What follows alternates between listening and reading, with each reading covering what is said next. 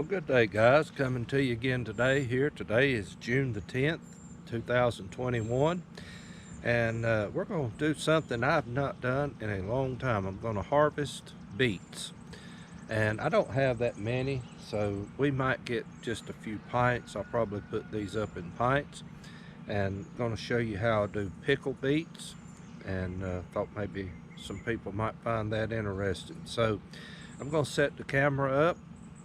I'll show you how I do mine once I pull them up and what I do, because it is crucial that you treat these right, or you can cause yourself a lot of uh, undue harm in doing this. So anyway, let me get the camera switched around and we'll get right at it.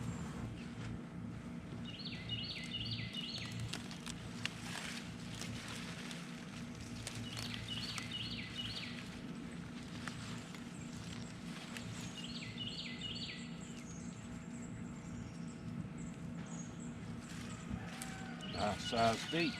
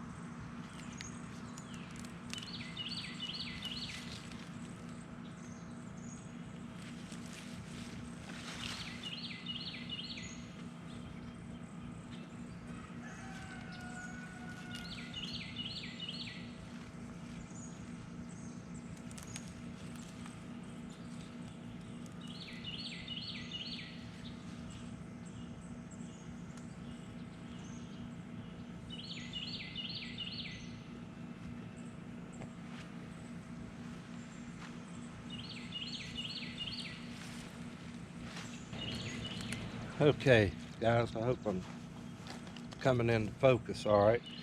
This is what I wanted to show you real quick. When you harvest these off, now I'm going to wash them here in a few minutes, but I'm going to go ahead and cut these tops off. You want to leave these tops, you want to leave at least an inch to inch and a half on there, because you'll bleed these beets to death if you cut them too short, because they've got to be cooked. So this is what I do right here.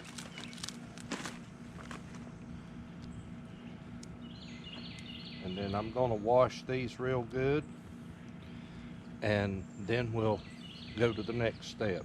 So I'll catch you then. All right, guys, we're here in the house now, and I've got my beets washed and I've got them on.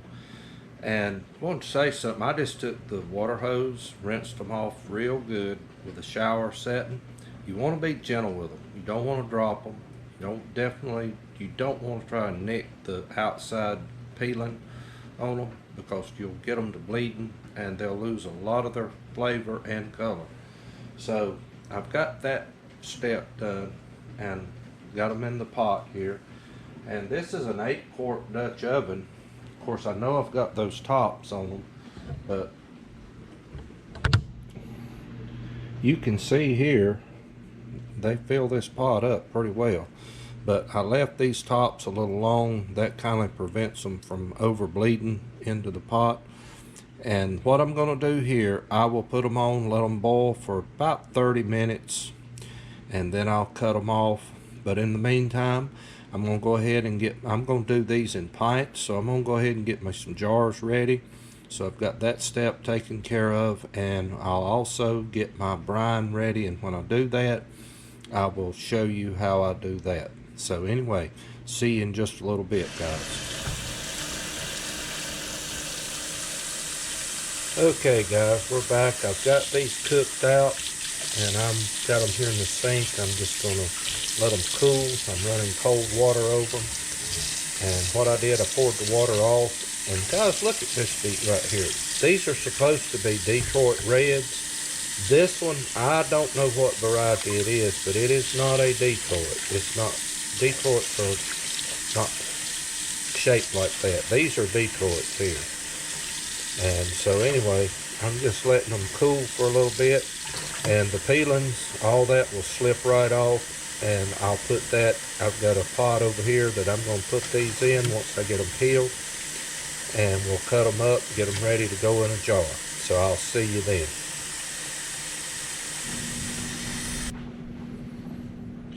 Alright guys, you can see this one rogue seed, whatever it was, I don't know. I think I have saw this kind in the seed catalog, but I don't remember what it was, but it's going to get put in there anyway. And you want to, my thing is, I just cut them up so that they're small enough to fit in the jar.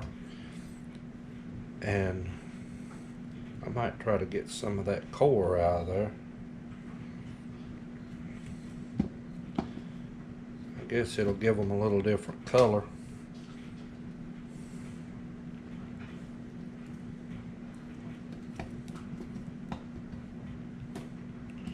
And you might find a little string or a root. I try to get all that off when I'm peeling it. Now that is beautiful right there, guys. And occasionally you'll find a little black thing like that. You want to just cut that out. Won't hurt nothing.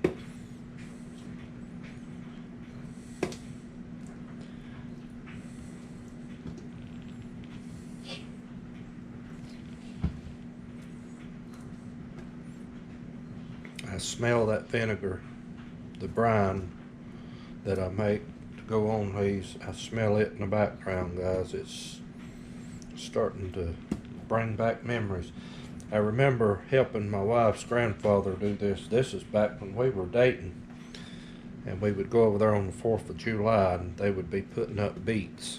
And I remember helping them. He cooked his out in a wash pot, and I would help him keep wood, to the fire underneath the wash pot. Just a lot of good memories, guys. But we'll just cut these up. They still can be a little warm. My hands are fairly numb, so it doesn't bother me that bad. But we'll just cut these up small enough pieces that we can get them packed into our jars. Now I've got 6 pints available. I don't know that I'm going to need that, but it's there if I do. So we're going to try to utilize what we can.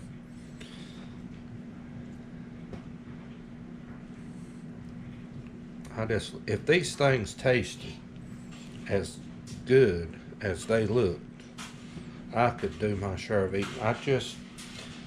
I did these for my wife because I am not a beet person. She is, and beets are good for you. I'm just not. To me, they taste like eating dirt. So that's the purpose of putting these up.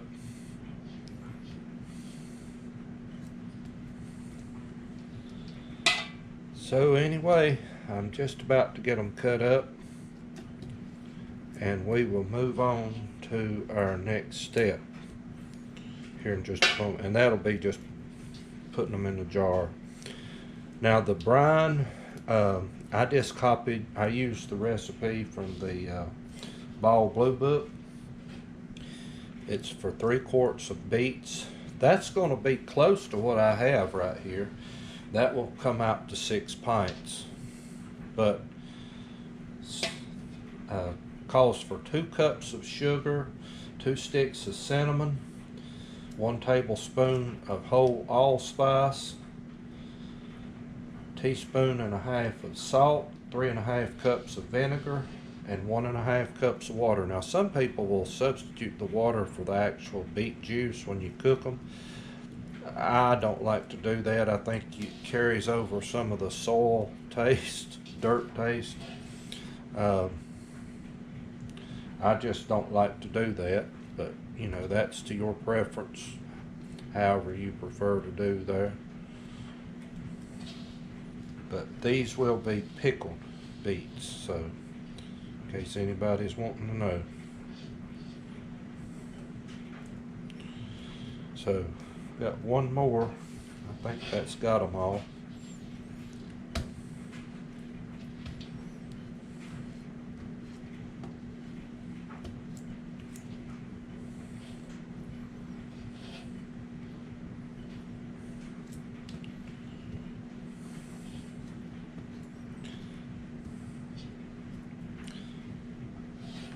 But I will say, planting these in the little containers to start with, and then transplanting them into the garden, that worked. And I got that idea from Mr. Charles, old Alabama gardener.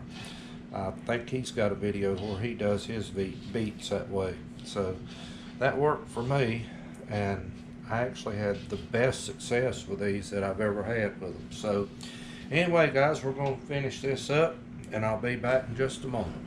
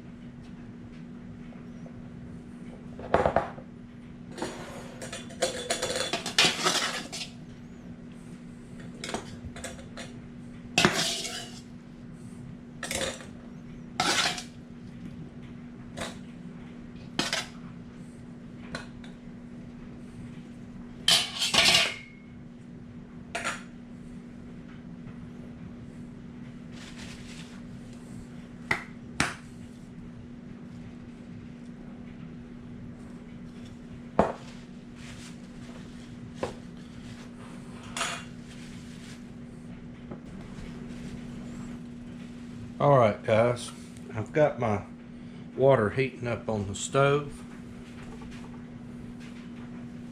for the canner, and we're going to give these a hot water bath.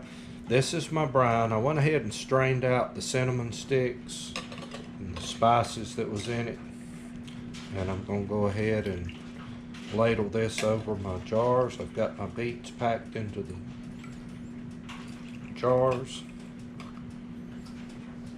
So this one is ready.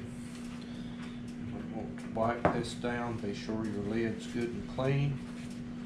Your rim, I mean. Okay, I'm going to go ahead and set this over into the canner. And guys, my hands are numb, I guess. I don't know. So that's why I can handle a lot of this hot stuff.